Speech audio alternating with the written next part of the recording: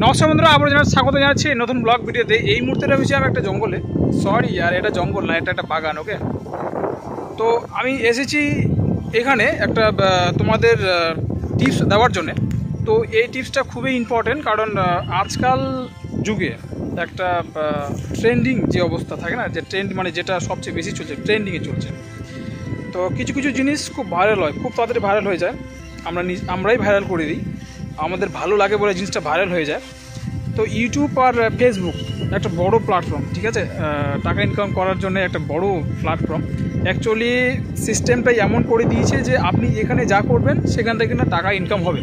সেই জন্য মানুষ এটাকে ছাড়ছে না, যেহেতু এখান থেকে টাকা ইনকাম হয় বলে মানুষ এটাকে ধরে রেখেছে। ওকে, তো অ্যাকচুয়ালি আমাদের আগেকার দিনে এই সমস্ত টেকনিক্যাল জিনিস ছিল না বলে আমাদের নিজের স্কিল, নিজের দক্ষতা প্রমাণ করতে পারছিলাম না। আমরা টিভির পর্দায় অনেক কিছু দেখতাম, যেমনটা দেখাতো আমরা আনন্দ উপভোগ করতাম, অনেক কিছুই করতাম, ঠিক আছে।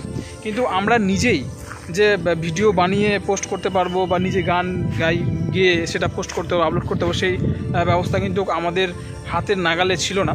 বাট এই মুহূর্তে আমাদের কাছে অনেক কিছুই চলে এসেছে, এই জন্য নিজের দক্ষতাকে জাহির করছি আমাদের ক্যামেরার সামনে। ওকে, তো ফেসবুক আর ইউটিউব এমন দুটো প্ল্যাটফর্ম চলে এসেছে মানুষের লাইফে। প্রতিনিয়ত মানুষের যে একটা ক্ষমতা সেটাকে জাহির করছে যে আমি এটা করতে পারি, আমি ওটা করতে পারি, এখান থেকে আপনি শিক্ষা লাভ করতে পারেন, এটা দেখলে আপনি শিক্ষা লাভ করতে পারেন, ঠিক আছে। তো এই জন্য আমরা এটাকে এত ভালোবাসি।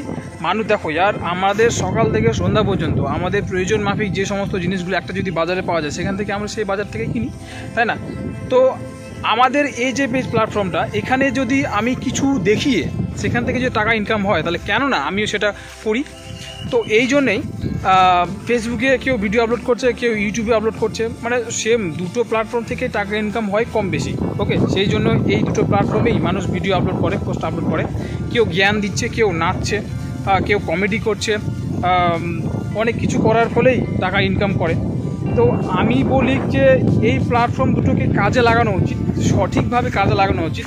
আমার যেটা স্কিল রয়েছে আমি মানুষকে দেখাতে পারি, আমি বলতে পারি, আমি টিউশন পড়াই, আমি জ্ঞান দিই, আমি করতে পারি, মানুষের উপকারে আসুক, বদলে আমারও কিছু আসছে, ঠিক আছে। এইভাবে দেনা পাওনা করেই চলছে সব কিছুই। তো আপনি যদি ভিডিও বানাচ্ছেন তাহলে কিন্তু কন্টিনিউ বানাতে থাকুন। আপনি ফেসবুক হোক বা ইউটিউব হোক, দুটো প্ল্যাটফর্মে আপনি ভিডিও বানান, দুটো প্ল্যাটফর্ম থেকেই টাকা আসবে।